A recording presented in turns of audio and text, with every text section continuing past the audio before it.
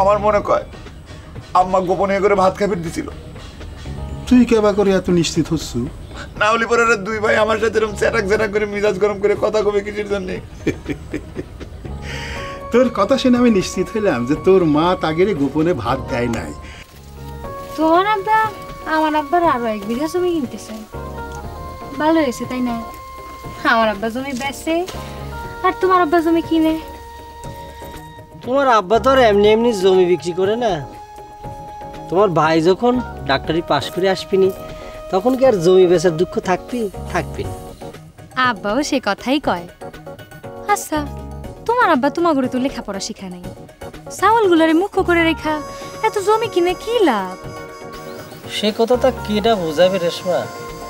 তো তোমাকে একটা কথা কই, আব্বা বাঁচে থাকলে তো পারবো না, আব্বা মরে গেলে তোমার আব্বার সব জমি আমি ফেরত দেবেন। হ্যাঁ, জমি ফেরতের কথা বাদ দাও, আমার তো মনে হচ্ছে তোমার আব্বা মরার আগে আমাদের বিয়েটা হচ্ছে না। কি করবো কও? তুমি তো সব কিছুই বুঝো রেশমা। আমার বড় ভাইয়েরও একই অবস্থা। চুমকির বাপ মার কত অপেক্ষা করবি কও? আমার দাদা তো মরেছে 100 বছর পার করে। আব্বার অবস্থা যদি তাই হয়, বড় ভাইয়ের কথা কি কব? আমরা বিয়ে হতে কব্বরে যা লাগবি মনে হয়। চুমকি যা করেছে আমিও তাই করবো ভাইব না। নহল আমি তোমার জন্য চুল পাকাতে পারবো না, কথাটা আগেই কয়ে রাখলাম। কি করব কও? মাঝে মধ্যে মনে হয় তোমাকে পালাই যায়। নিষেধ করেছে কিটা? সাহস হয় না। লেখাপড়ার দৌড় তো ক্লাস 5, তোমাকে নিয়ে পালে নুন ভাত জোটানো লাগবে, সেটা করবো কিভাবে? আমি যখন একা একা থাকি তখন ভাবি আমি তোমার ভালোবাসছিলাম কি দেখে? তোমার না আছে রূপ, না আছে লেখাপড়া, তার মধ্যে আবার হার কিপ্টের বেটা। কথাটা শুধু তুমি কবাকে রাসমা, আমিও তো ভাবি আমার জন্য মনে করি তোমার জীবনটা নষ্ট হয়ে গেছে। ওসব দেবদেশগিরির কথা বাদ দাও না হরালি, আমি কিন্তু আর কটা মাস দেখবো। আমার ভাই ডাক্তারি পাশ করে আসার আগে যা করবার করো, নালে কিন্তু আমারে পাবা না। হাজারো একটা পাশ করা ডাক্তারের বোন তো আর তোমার মতো ফ্যামিলির চাউলের সাথে বিয়ে করতে পারে না।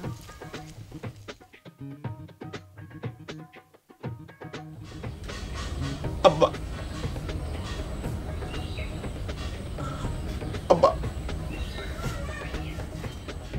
আব্বা কষছিস নি কেন? আমার মনে কয় আম্মা গোপনে করে ভাত খাইতে দিছিল। তুই কেবা করে এত নিশ্চিত হচ্ছু? না হলে পরে দুই ভাই আমার সাথে এরকম চ্যাটাক চ্যাটাক করে মিজাজ গরম করে কথা কবে কিসের জন্য?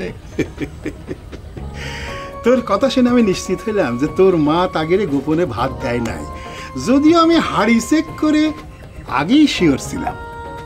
আপনি কি করছেন আব্বা? আমি তো কিছু বুঝতে পারতেছি না। না বুঝার তো কিছু নেই। শোনে, মানুষের পেটে ভাত না থাকলে পারে মানুষের মেজাজ বেশি দেখায়। আচ্ছা, ভাতের কথা না হয় মানলাম, কিন্তু রেশমি চুমকি ওরা যে আমাকে ভাত উঠ দেওয়া করে ডাকে, তার কি করবেন? আমার কি অপরাধ? তোকে একখান বুদ্ধি শিখাই দে। তোকে যখন দেওরা করে ডাকবি তখন তুই তারে ভাবি করে ডাইকে লজেন খাওয়ার জন্য টাকা চাবু, বুঝলি? ওই টাকা দেওয়ার ভয়ে তোকে আর দেওরা করে ডাকবে না। আচ্ছা, দেওরা না হয় না করে ডাকলো, কিন্তু ভাসুর কর কি হবি? আমি তো তার কাছে লজেন কেনার টাকা চাইতে পারবো না। কেন চাবার পারবি না? আপনি কি করছেন আব্বা? আমার ছোট ভাইয়ের বোর কাছে আমি লজেন কেনার জন্য টাকা যাবো, কেমন দেখা যায়? আমি তো দেখতেছি তুই তার ছোট ভাইয়ের বউ হিসাবে মাইনে নিস, তাহলে আমার কাছে বিশ্বাস চাইবার আইসুস কেন?